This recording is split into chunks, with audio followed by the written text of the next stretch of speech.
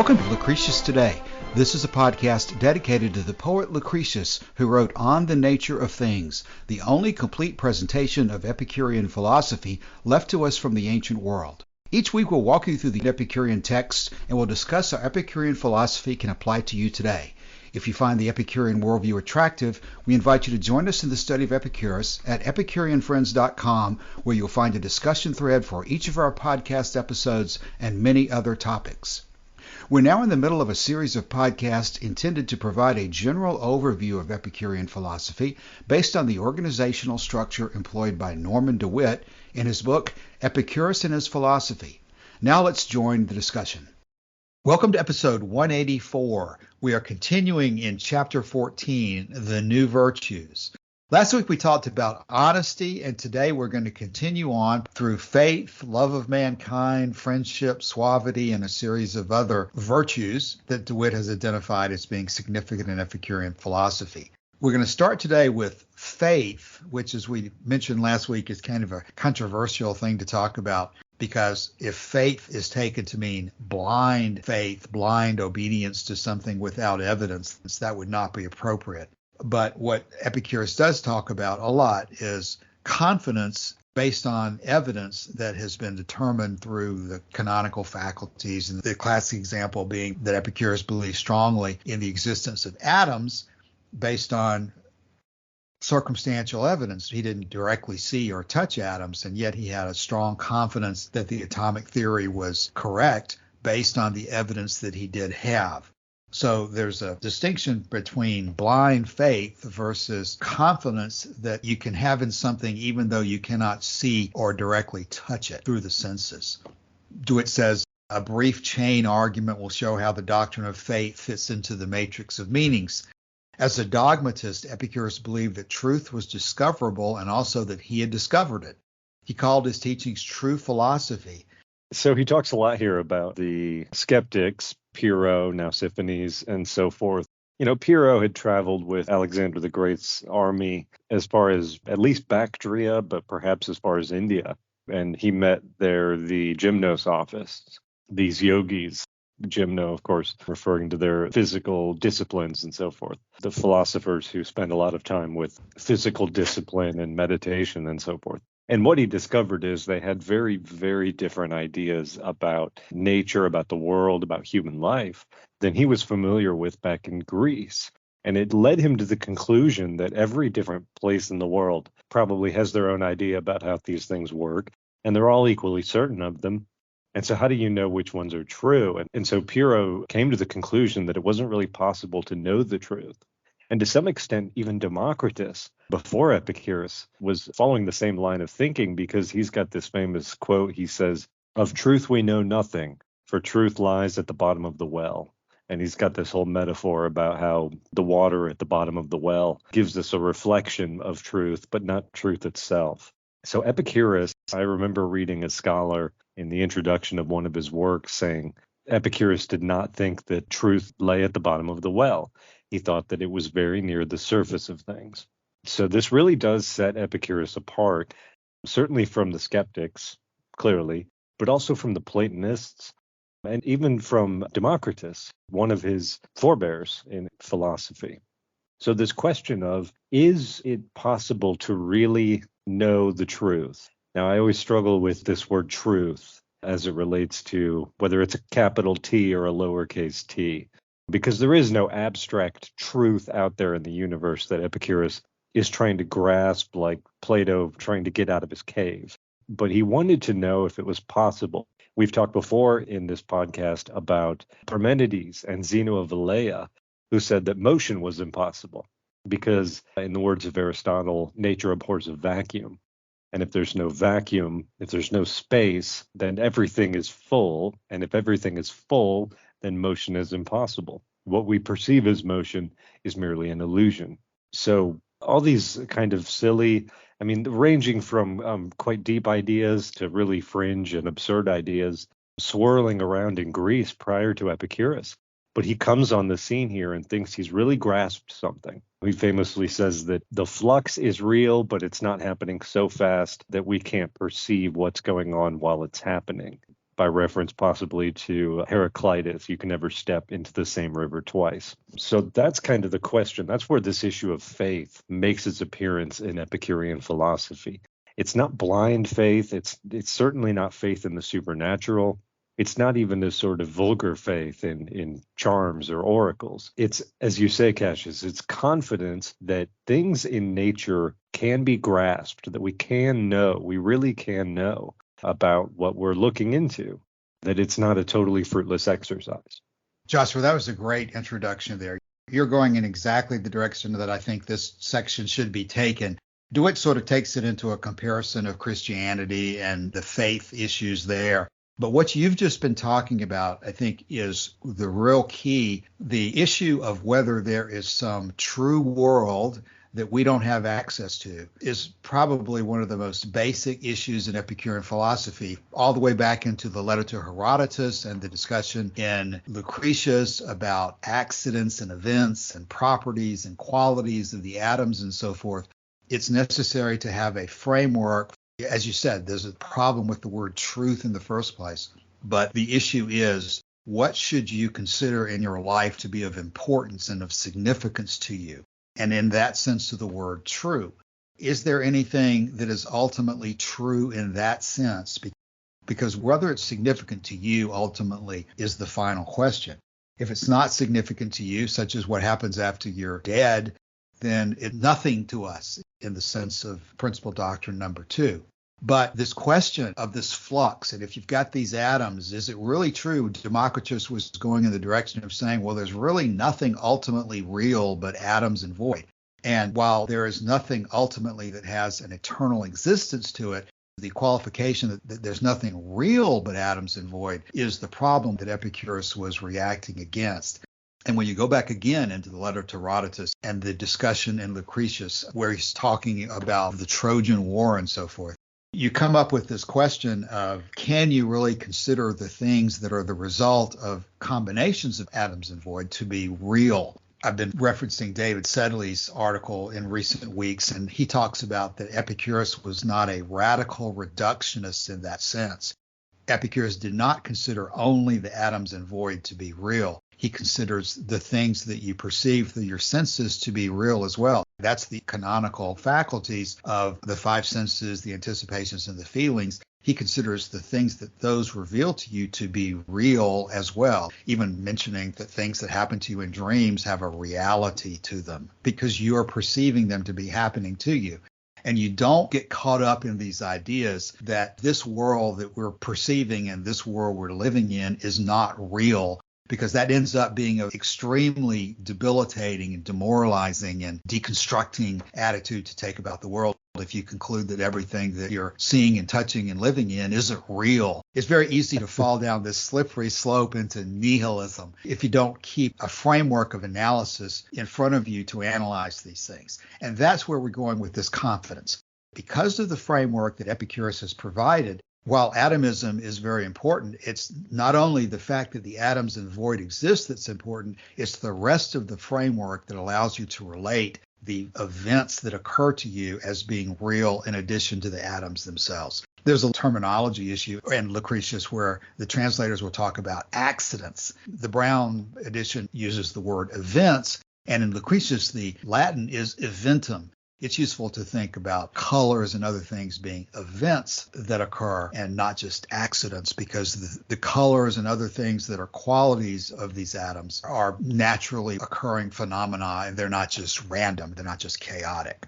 I'm not quite ready to leave this event issue because we've talked a lot about how skepticism relates to some of the problems that existed prior to Epicurus in Greek philosophy, and this claim that knowledge is impossible. There's another issue on the other side, and that is, I think, typified, for example, by the Catholic doctrine of the transubstantiation, which bases itself on Aristotle's physics, this idea, just like Epicurus, substance and accident or event. The thinking is that when the priest performs the sacrament of the Eucharist, the bread and wine are literally, substantively changed or transubstantiated from bread and wine into body and blood. And you might say, well, couldn't we just test this scientifically and come to a real conclusion about this? But what they say, based on Aristotle's views, is that the event or accident of bread, the event or accident of wine doesn't change. What changes is the underlying substance.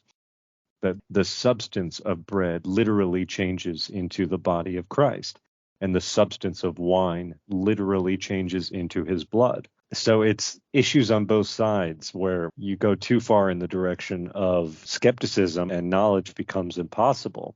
But you go too far the other way and you end up with claims that are really, really difficult to sustain in the face of the facts. So yes, you're always basing your confidence on evidence, and you're not ever detaching yourself from that. The point with the transubstantiation of the wine is that because you can test the wine and you know it's not true, you would hopefully never make that error that the Catholic Church is making. Yeah, I think that's the point. Because Epicureanism uses these same terms, substance, accident, or event. But the difference is that in Epicureanism, it's atomism that underlies this. And that atomism is not some ethereal substance that is impenetrable to our understanding. We can understand that. The substance of Aristotle is sort of impenetrable to understanding, and maybe intentionally so. I may be being a little bit uncharitable there. But that's what allows the Catholic Church to latch onto this and say that, Jesus says in the Bible, in the Gospels, do this in memory of me. So we're literally going to do this in memory of him. And he will be here as well in the real presence of the Eucharist because the substance is actually him. He's actually here.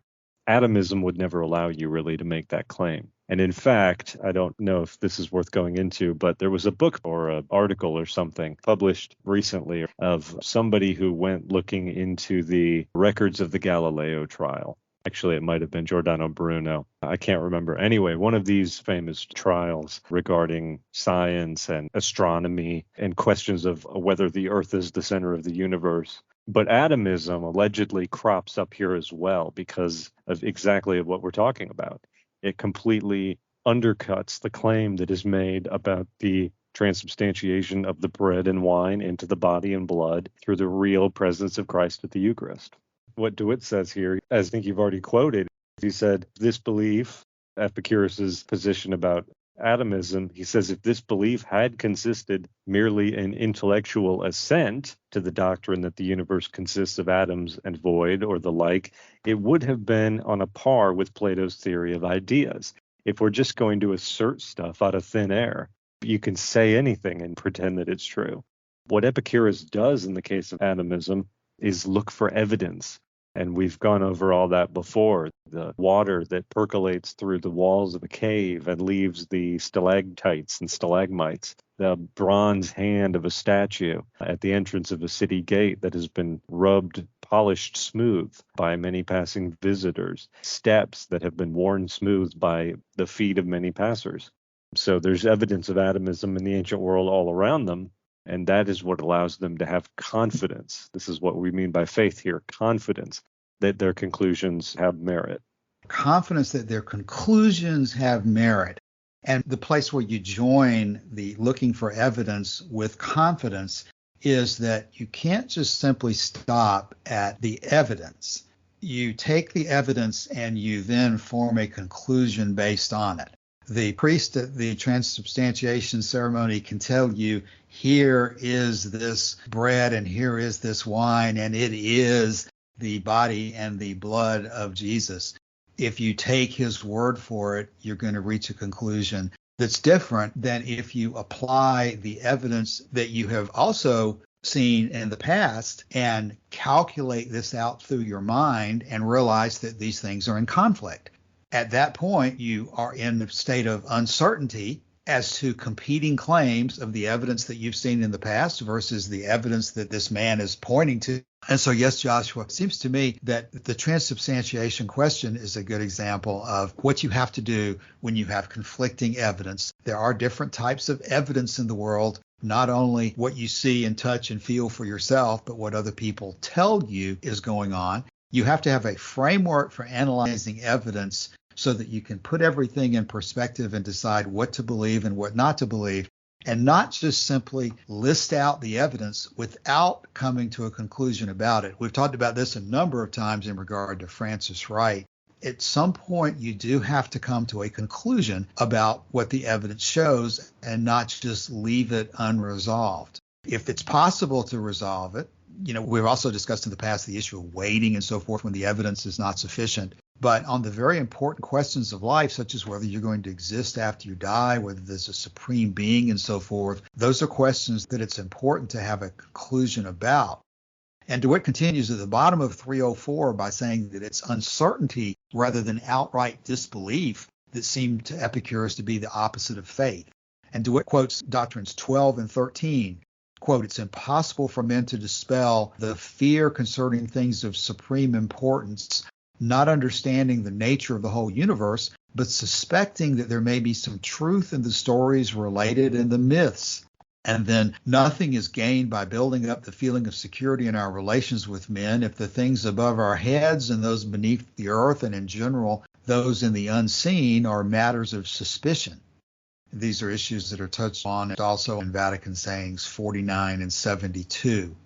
So part of what we're discussing here then in terms of belief, faith, confidence, it's not simply a matter of belief or faith or confidence in a particular observation at a particular moment, but also a belief or confidence in the framework that you've reached through the evidence that's been presented to you.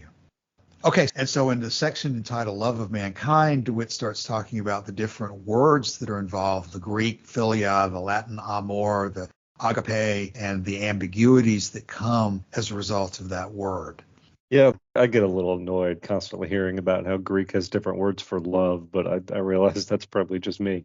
But it does say here that Epicureanism concerned itself with the love of mankind, philanthropia, and the love of friends, both denoted by philia. And you see that particularly, I think, in the inscription of Diogenes Oinwanda, where he talks about, actually, I think he uses those exact words. He says, love of mankind prompts us to help also the foreigner who comes here, for we all shared the same world. Right. It's also displayed in Lucretius with the desire to spread the insights that Epicurus gave. Right, yes. When he says that life is one long struggle in the dark, it's not like he wants it to be that way. He wants to shed some light. And Epicurus's view of the healing power of philosophy, quote, "Vain is the word of that philosopher by which no malady of mankind is healed. For just as there's no benefit in the art of medicine unless it expels the diseases of men's bodies, so there's none in philosophy either unless it expels the malady of the soul." And here's the interesting comment that you don't see very often. DeWitt says, quote, "It's on this principle that he denied to Leucippus the right to the name of philosopher, and chiefly on the same ground that he broke with Democritus, who seemed, in the opinion of his great disciple, to impose upon men a paralyzing law of physical necessity." So DeWitt's linking here this emphasis on the love of mankind and the healing that should come from philosophy with his criticisms of prior philosophers who were not focused on that or who seemed to be disregarding the negative impact of their views. And this connection between philosophy and medicine is one that you see all throughout ancient Epicureanism, and perhaps most notably in Lucretius, of course. We've got this metaphor of when you have to give a boy the nauseous wormwood, which you think will be good for his health, but it's too bitter. He doesn't want to drink it. That's when you add the honey to the rim of the cup to help make the medicine go down. And Lucretius is doing that with his verse, but of course, the philosophy it contains is this bitter medicine. It's not bitter to everybody, but it's bitter to people who are new to it and sometimes don't want to hear what Epicurus has to say. With the understanding that if you take the medicine, you will actually be healed and be better off than beforehand. In Epicurus's day, there was in vogue a weird rite for the cure, as it would seem, of depressive melancholy. The participants were called corybantes. The patient was seated upon a throne, while the celebrants circled round and round with song and dance, and a tumult of tambourines and horns. In the normal course of the cure, the patient was first overcome with bewilderment, then fell into a coma, and finally awoke in an ecstasy, a cured man, to join in the tumult. He says, in the light of this custom, we must interpret Vatican saying 52, love goes whirling in dance around the whole earth, veritably shouting to us all to awake to the blessedness of the happy life. This tacit allusion, according to DeWitt here, to the well-known rites should remind us that Epicurus, unlike the Stoics, was not distrustful of emotion. That to me is an important point. He asserted that the wise man would feel more strongly than the rest of men. His ataraxia, in spite of the dictionaries, cannot be equated with Stoic apathy. I think the conclusion that DeWitt makes here is quite good, that ataraxia is not apathy because it is concerned not with indifference, but within the health of the soul. Yes, and that's a theme that goes along with everything we're talking about here. We're not just seeking knowledge for the sake of knowledge or wisdom for the sake of wisdom. We're looking for practical results in the lives of the people who are participating in the philosophy, not just abstractions. Right. And so we should ask ourselves, Cassius, if Epicurus is interested in the health of the soul, if he's interested in alleviating the suffering of the people through philosophy, why, as you said last week, is there no great commission to go out into all the lands and preach the gospel to every creature? As he says here, Epicurus doesn't go down that road. And DeWitt's answer is, he says, it is true that Epicurus anticipated the apostles in the writing of pastoral epistles, but he did not undertake missionary journeys. We spoke last week about how the ancient Epicureans were pamphleteers and how sometimes writing can penetrate into intimate social circles in a way that just shouting things from the rooftop doesn't do. But it's an excellent point that he makes here. Epicurus is not undertaking a journey to preach the gospel to all the world. He's not interested in that approach. Yeah, it seems to me that part of the answer to that is contained in the last of the principal doctrines, for example, where he talks about how you're going to make friends of the people you can. The ones you can't make friends of, you're not going to treat as strangers if that will work. But then those that you just simply can't get along with at all, or who choose to not get along with you, you're going to just separate yourself from. So when you analogize it to the Great Commission, you have this idea that anybody you don't save in Christianity is going to burn in hell for eternity, or is going to blaspheme the name of God. And so you really need to take steps with everybody to get them right with God for their own sake or for the sake of everybody who's left. But the Epicurean attitude seems to be a much more realistic one, that there are people in the world who are just not going to see things the way you do. And it's a lot more of a live and let live kind of a philosophy, where unless you're being directly affected in a negative way, there's really no call for you to get involved with some other person. If obviously you want to help these other people, you want to help everybody you can, just from this general disposition. Again, going back all the way to the fact that life in the absence of pain is pleasure. You are here on this earth for a very short period of time, after an eternity of nothingness before you were born and an eternity of nothingness after you're dead. The brief time that you're here is a time when you do wish to take advantage of all the pleasures that are available to you, all the interactions and engagement with the world that you can. And so you're naturally going to have this benevolent disposition towards other people and to alleviate suffering where you can find it and so forth. But it's a much more realistically based analysis. Again, like with friendship, the realism is that the basis of friendship comes from the advantage that you have in having friends in the first place. Eventually, you may reach the point where you will die for a friend, but you don't ever lose the understanding that the basis for things in the first place comes from the nature of things and not from an idealized view that you should simply go out and attempt to convert the whole world when nature is not telling you to do that. So yes, and those comments there would lead us into the next section on friendship, which we've discussed many times. Let's see if there's anything new in this section that we haven't already discussed before. DeWitt is here identifying friendship within the context of a series of Epicurean virtues that are important to cultivate in order to live a happy life. Cicero, with the discerning eye of the trial lawyer, pounced upon the utilitarian aspect of Epicurean friendship as a suitable pretext for throwing discredit upon the whole creed. He, Cicero, chose to exalt virtue as the sole basis of friendship, as if Epicurus had ignored it. Remember, this entire chapter is called The New Virtues. So virtue has an important component in all of this, but virtue and friendship, all of these things are subservient to pleasure as the good. And DeWitt says that Epicurus would tolerate no compromise with evil. Vatican saying 46 says, evil associations like wicked men who have long done us great injury, let us banish utterly. I've also seen that translated as, we should get rid of our bad habits, as if they are wicked men who have long done us injury. You know, much of what DeWitt's covering here is fairly standard for our many discussions of friendship. I see two things maybe worth commenting on that have not been included in our normal discussion. DeWitt says Epicurus himself declared that it was more necessary to have someone to eat with than something to eat. And that's the reference to eating alone is like a wolf or something like that. Do you remember that one, Joshua? Right. I couldn't quote it for you. There is an American sort of food journalist called Michael Pollan or something, and he's got these 4 rules for food, and it's like eat real food, not too much, etc. But the last one is never eat alone. So that's kind of exactly what Epicurus is saying here, that it's more important to have friends to share the moment with than it is to have something to eat. Of course, you wouldn't want to take that too literally. But, That's right.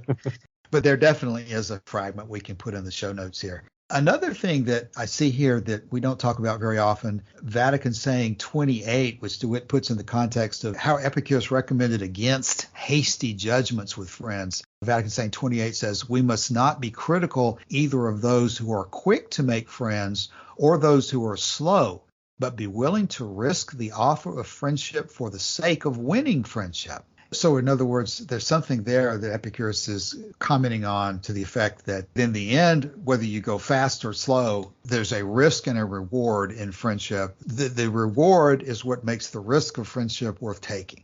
And so as we discuss how quick to pursue friendship, that takes us to the next subsection, which is entitled suavity. Yep. So he starts this section with a reference to St. Augustine. He says, who possessed a good understanding of Epicureanism, and but for its denial of immortality would have awarded it the palm, in one passage selected as its watchwords, pleasure, suavity, and peace.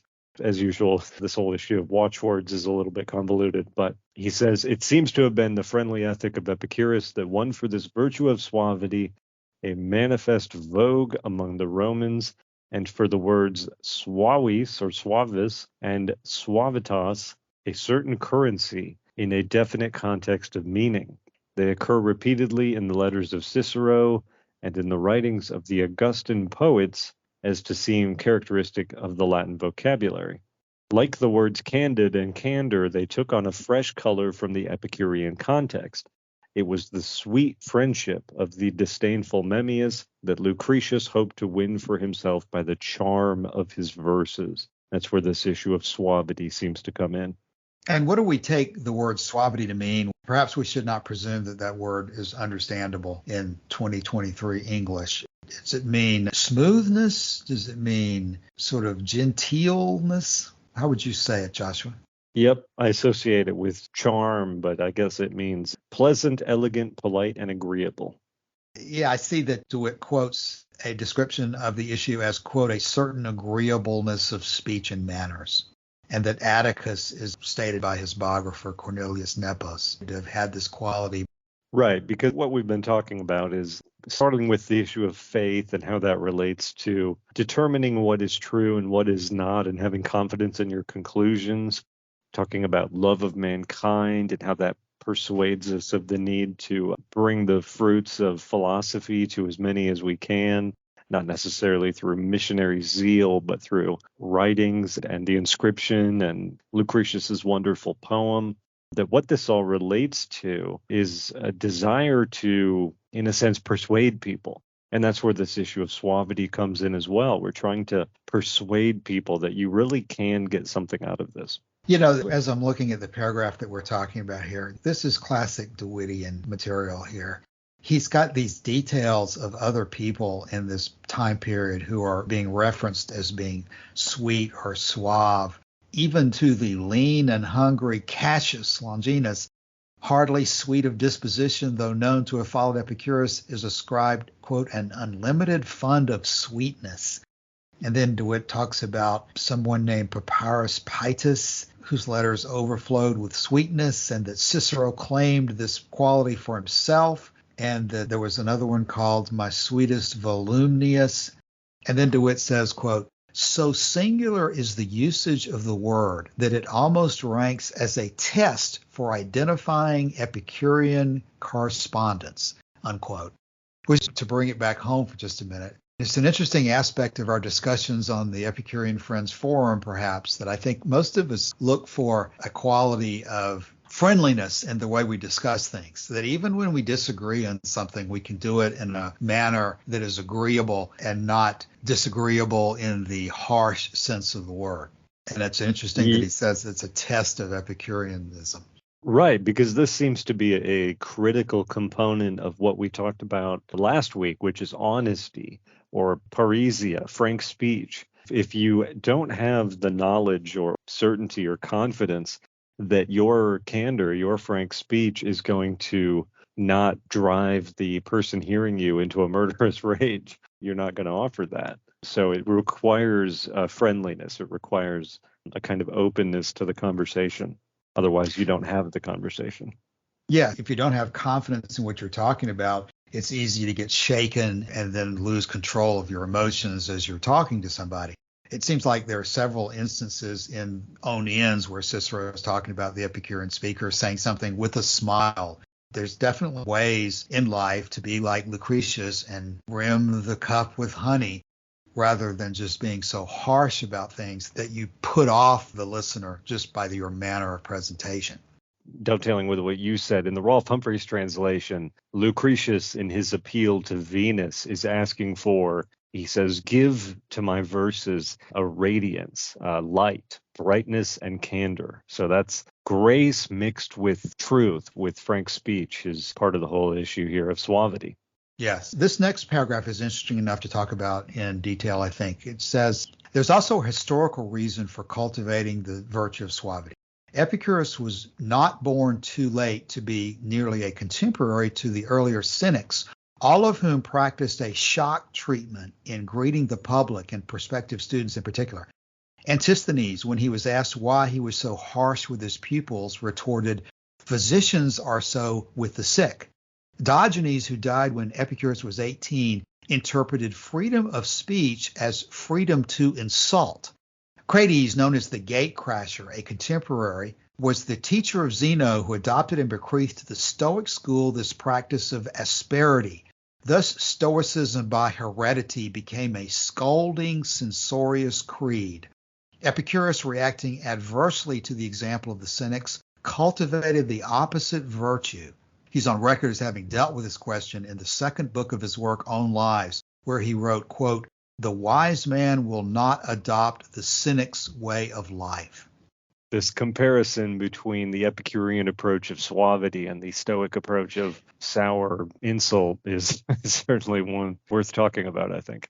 And at the very end there, where he says that this also serves to separate Epicurus from the Platonists. Platonism was the creed of highbrows. The aristocrat may be courteous to all, but he will be suave only to those who he admits to equality.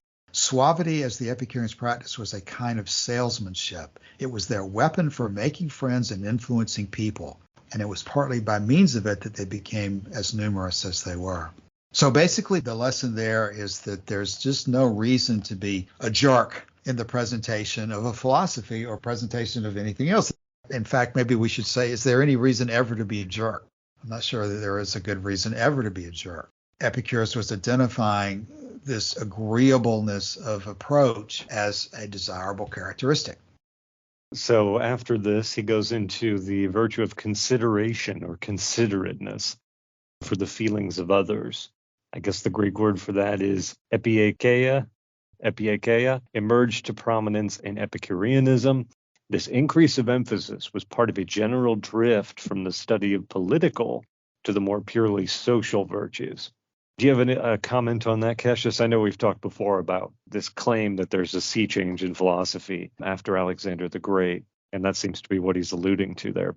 Well, it certainly blends in with what we were just discussing, that maybe the best way to be suave is to be considerate of the person you're talking to. you can adjust your manner of speech and the things that you're saying to the circumstances of the person who is hearing you. And that would be an important part about coming across as being agreeable. DeWitt then quotes Epicurus saying that the Epicurean, quote, holds in high regard as many people as possible. And he relates that to a statement made by Menander, quote, if there is any man who is eager to give pleasure to as many good men as possible and to cause pain to as few as possible, in that number, this poet declares his name. And even Cicero betrays the influence of Epicurus by defining the good man as, quote, one who will do a good turn to whom he can and who will injure no one unless attacked. We can point on the next page to Lucian. He says, the nature of this virtue, considerateness, is further defined by the virtues with which it is associated.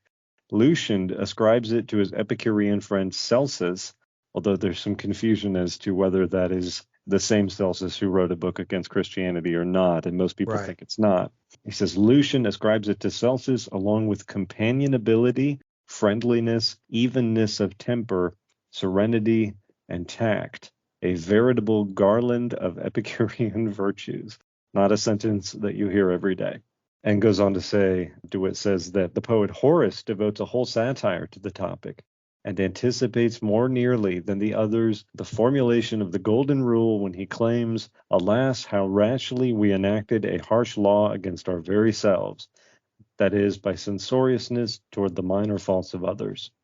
And then DeWitt continues that Polyaenus was apparently especially noted for his considerateness, and that Diogenes Laertius calls him a considerate and friendly man. It's interesting because some translations actually put in place of considerate there just a just and friendly man. So as usual, when you're dealing with translations, this is an example where consulting multiple translations becomes especially important. Yes, and what DeWitt's doing here is just citing reference after reference to other texts and people. He's providing a lot of good information here for somebody who wants to track it down. But in the end, I guess what he's simply doing is just giving us examples of where considerateness or consideration of others is referenced within the Epicurean text. Okay, so the next subsection is entitled Hope. What DeWitt's basically doing in this section is talking about the attitude that while we don't have total control over our futures by any means, we do have some influence over it. And as discussed in the letter to Menicius, that point is made. And so it's important to have a proper attitude towards both the past, the present, and the future. Toward the past, man should be grateful. In the present, patient and cautious. And toward the future, he should be hopeful, here in DeWitt's words.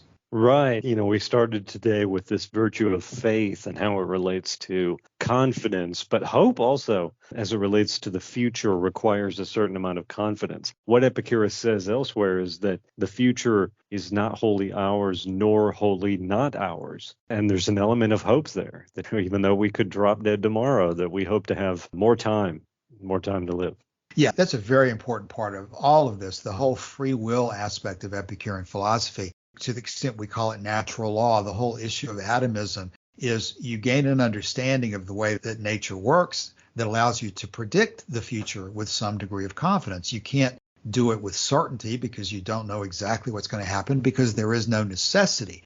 But while there's no necessity, the world does operate according to natural principles, and you can predict what direction the sun's going to come up in tomorrow, what time it's going to rise, what time it's going to set. All sorts of things in life you have the ability to predict if you use your mind rationally, look at the evidence that's out there and put it all together into a coherent whole. That's the way you have confidence in things, is applying this whole process from evidence to conclusion. And you don't just stop with skepticism by saying, well, nothing's knowable. It's impossible to predict anything, so therefore I'll just go hide in a hole. That's not the Epicurean approach. You take a reasonable approach to these things that you're learning through the study of nature to guide the rest of your life in as happy a way as possible. DeWitt says that Epicurus wrote, quote, no art of prophecy exists, and even if it did, external events are to be considered as meaning nothing to the inner life. DeWitt says this does not mean that Epicurus utterly denied the play of chance or fortune. He believed that this play could be practically nullified, however, by rational planning. And neither did he utterly deny necessity. But, quote, there's no necessity of living with necessity. By building up a reserve of self-sufficiency, the wise man can forestall the compulsions of poverty, war, or servitude. I've quoted Lucian here several times. He has this story in his essay on Alexander the Oracle Monger, written to Celsus, I believe. One of the stories is about a young man who was traveling with his servants, but his servants, I guess, were waiting for him at a certain place, but he didn't turn up. So they went back home and reported his absence. And so the people went to Alexander, presented him with the information, and he said, the servant has killed this young man. And so the people, this young man's family, executed the servant. And then a few weeks later, the young man comes back and he says, no, I took a detour. While I was in the area, I wanted to travel over here because I was close and I had the opportunity. So on the basis of no evidence whatsoever, they executed the servant based simply on the claim of a prophet. So it's not just wrong, it's dangerously wrong is the problem. That, we have this uncertainty when it comes to the future, but that the uncertainty is not necessarily a bad thing. And that far worse is to stick in its place a sense of false certainty that leads us to behave monstrously. Not sure what that has to do with hope, but it seems to be bound up in this question of how do you approach the future? On that point, DeWitt includes a very interesting quote that you don't see very often. He quotes Cicero writing to the Epicurean Papyrus Paetus, quote, you, however, as your philosophy teaches, will feel bound to hope for the best, contemplate the worst, and endure whatever shall come, unquote. Hope for the best, contemplate the worst, and endure whatever shall come. That comes from Cicero, he says. Well, the good news is we're going to, after we finish this book, move on to Cicero next. So we'll have occasion to look that up. He then quotes Horace here in his Odes. He says, the man whose mind is well prepared hopes for a change of fortune in adversity, fears it in prosperity. The illusion, this is DeWitt talking, the allusion to the planned life and controlled experience is made plain by the words well prepared. So another aspect of this question of hope is that, we don't know that we're going to live another day, but we have this hope, this confidence that perhaps we will. And we're not just going to blunder through it either. We're going to plan for not just our current happiness, but for our future happiness. Not just for our current pleasure, but for our future pleasure. DeWitt says that the hope that chiefly makes for happiness is confident expectation.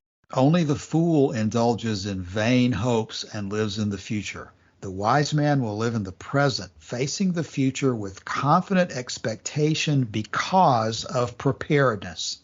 Now that's DeWitt talking there. You were just saying, Joshua, it's the preparedness that gives you the confident expectation that you can deal with things in the future. If you're not prepared, you not only don't have it, you should not be confident that you're going to be able to deal with what fortune brings. Right. One of the things that Lucian says in that essay I've been quoting is, he says, human life is under the absolute dominion of two mighty principles, fear and hope, and that anyone who can make these serve his ends may be sure of a rapid fortune. So you have this uncertainty about the future, which you're approaching it with confidence, but crowding in from all sides are these oracles and these charlatans from the ancient world trying to make claims about the future that they cannot possibly have access to. So your answer is not going to be to go to the oracle and ask what you should do next. Your answer is going to be to prepare for multiple eventualities, including the eventuality that you could die tomorrow. And so part of what's going on here, DeWitt says that this topic was a live one in the time of Epicurus because Theophrastus had chosen to exalt the importance of external influences in human life. Fortune, he said, not reason, rules the lives of men. And that Epicurus was to some extent reacting against this. And to Metrodorus, he assigned the task of developing the theme at greater length. And Clement of Alexandria witnesses the fact. Clement mentions a writing of Metrodorus which aims to demonstrate, quote, that viewed as a cause, the inner life is a good of more effect for happiness than are external goods, unquote. What else falls more within the province of the soul than the stable well-being of the flesh and the confident expectation concerning the same? And with both Metrodorus and Epicurus talking about this means that both of them were hammering home the same teaching. The opposing Platonists and others retorted that the continuance of health was precisely one of those things which humanity cannot count on. Right. And it's kind of surprising that DeWitt doesn't relate this back to that quote from Juvenal that he quoted earlier in the book, where he says, I would ask for a sound mind and a sound body, and a stout heart that hath no fear of death, and deems length of days the least of nature's gift. Instead, we have Vatican saying 33, the cry of the flesh is not to hunger, not to thirst, not to suffer cold, because possessing these and expecting to possess them, a man may vie with Zeus himself in respect of happiness. I think this word expecting is related to the Latin word for hope, though I'm not sure. I'll have to look that up. Yes, and DeWitt links to that the fragment, quote, the stable condition of well-being in the flesh, and the confident hope concerning this means the height of enjoyment and the greatest certainty of it for those who are capable of figuring the problem out, unquote. Being capable of figuring these problems out is a major theme of what Epicurean philosophy is all about. It's not a matter of just assenting to some formulation of faith, but understanding how these things fit together to give you the confidence to reach the right conclusions. Vatican saying 39 says in part, quote, the man who never associates help with friendship cuts off good expectations concerning the future. Right. And friendship, or this net of friendship that we enjoy in good times, supports us in bad times, and so forth, is an element of how we prepare for the future, and therefore how we experience this virtue of hope. And DeWitt sort of finishes here by saying it was the Epicurean doctrine also that Horace was disseminating when he gave the advice to shun knowledge of the future and to set down to treasure trove the gift of the morrow. In the sole passage in which he mentions Epicurus by name, he advises Tibullus to believe that every day that dawns will be your last. Welcome will be the surprise of the unexpected hour. This living in the present, it may be added, besides the merit of condensing pleasure through surprise, possessed the advantage of forestalling fear and apprehension, a chief enemy of serenity. The true opposite of hope is not despair, but uncertainty. Once again, we're coming up on this issue of uncertainty. We started the chapter with a discussion of heroism and skepticism and this question of uncertainty. And now we're coming to the end here, once again, with a question of uncertainty. Yeah, that's a really good place to begin to close our episode for this week. When DeWitt says, quote, the true opposite of hope is not despair, but uncertainty, unquote. I think there's more to it than meets the eye there. He is calling us back to this point that uncertainty goes hand in hand with skepticism. And the idea of gaining a framework that allows you to have confidence in those things that you can know is of critical importance in Epicurean philosophy in terms of being happy. If you're totally stuck in skepticism, if you're uncertain of everything, there's no way to be happy. You've got to have a framework that allows you to have confidence, or in the word that we've been discussing today, hope for the future. Okay, let's begin to bring this episode to a conclusion for today. Calasini? I had a comment regarding hope. When one is uncertain about future events, I think there's sort of a practical thing that could be applied, which is making a list mentally about what possibly might happen based on the situation. In other words, let's say you're waiting for someone to return and they're late coming back home and you're not sure what's going on. So then you make a list. Well, let's see, maybe the car broke down, or maybe they had to run back to go get something else. They had an additional errand on their list of things to do, and so then they're late because of that. Or something terrible happened, like there was a car accident. But if you list all the possibilities, it's not like you're going to jump to some wild conclusion. Oh no, something really terrible must have happened. They're late, and they're never late. But as far as hope, and this could be done in any kind of situation, I think, listing the possibilities given the situation of what could occur in the future based on the circumstances. So it kind of dispels the sense of uncertainty. it can help to deal with feelings of anxiety by just bringing it back to the present circumstances, and also that you really can't know, but there's certain possibilities. And I think it's just kind of a practical exercise with regard to dealing with the future. Hopefully that makes sense. Yes, those are excellent points, Calasini. Very good. Joshua? Yeah, I think that was very good. The key takeaway from all of this is that we're not blundering through life convinced that knowledge is impossible, totally paralyzed by fear of the future, mistrustful of friends. All of this stuff actually makes the pleasant life impossible. Dwelling on the worst could really take the whole joy and pleasure out of the whole project of philosophy. And so this is why we talk about attitudes like hope, and even to an extent faith, which is what we started with. This issue of confidence. This stuff is really, really important, because next week we're going to talk about this section, attitude towards the present. He's called this chapter the virtues, but to me, a lot of this stems from more of your attitude toward the world. What is your approach to life? Are you going to have hope that you're going to experience something good in the future, pleasant expectations, or are you constantly looking for the worst? So it's questions like these that I think are worthwhile to consider as we attempt to study the philosophy. And DeWitt can seem very droning at times, and we've skipped a lot of it here, but it's worth considering, at least worth talking about. We're going to come back next week and pick up on attitude towards the present. And then after that, we're going to close the chapter with a series of subsections on gratitude, which again is part of these attitudes that you're talking about that allow an Epicurean to hope for a better result and a happy life. We'll come back next week and continue on in chapter 14. In the meantime, drop by the forum and let us know your comments and questions. Talk to you next week. Bye.